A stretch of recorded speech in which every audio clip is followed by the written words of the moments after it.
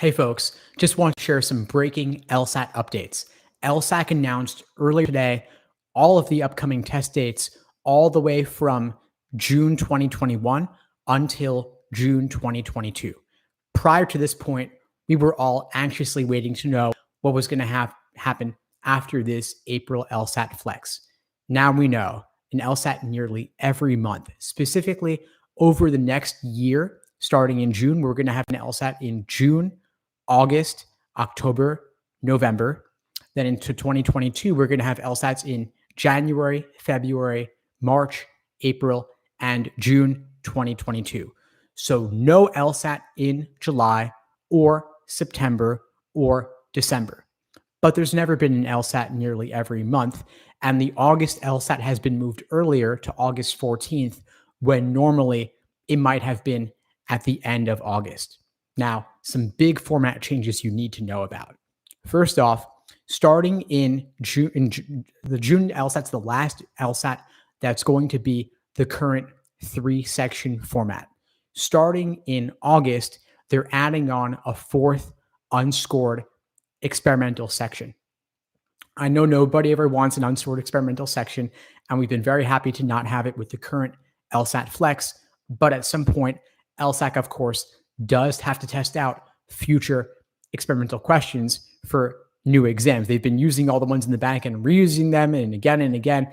At some point, people are going to start seeing the same questions. And LSAC also wants to be able to publish exams again, presumably.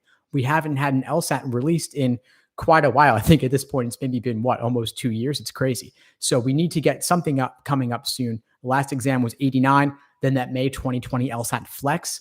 That's it. So they want to keep releasing more. That's the best way that they would do it. Let's see what else, other changes do you want to know about. So 4 sections, there is going to be a bathroom break, fortunately. So between sections 2 and 3, you will have the option to take a bathroom break. You're not required to do it.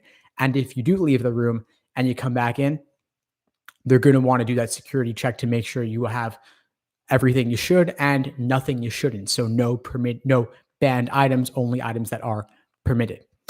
With that format change going into August, they are also going to start calling it just simply the LSAT again. No more LSAT Flex, even though it will still be online. So if you're going online to look at their test dates and you see that April LSAT Flex, June LSAT Flex, then simply August LSAT, don't worry. It still is online in the format you expect, presumably with ProctorU again, but it's not going to be called the LSAT Flex because they want to avoid confusion between the current 3-section LSAT Flex and the new upcoming 4-section simply LSAT.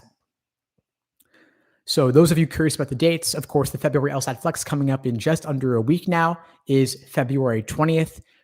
Beginning then, the April LSAT Flex is the week starting April 10th. June LSAT Flex is the week starting June 12th. The August LSAT with 4 sections, including the bathroom break, is the week starting August 14th. Then the October LSAT is the week starting October 9th. The November LSAT is the week starting November 13th. And the rest of the dates you can find, of course, on their website. LSAC has not formally announced anything beyond June 2022, except for the fact that the LSAT will continue to have 3 scored sections and 1 unscored experimental section for the next several years. So those of you who were worried about doing 5 sections, worry no more.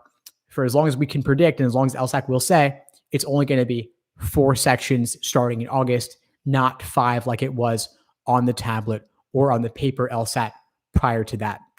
Another short-term update you should know is that the June LSAT Flex registration opens this Monday, February 22nd, and the deadline to register is the exact same day April LSAT Flex scores come out, which I think is August 29th. So you can get your April LSAT Flex score back before deciding whether to take the June LSAT Flex.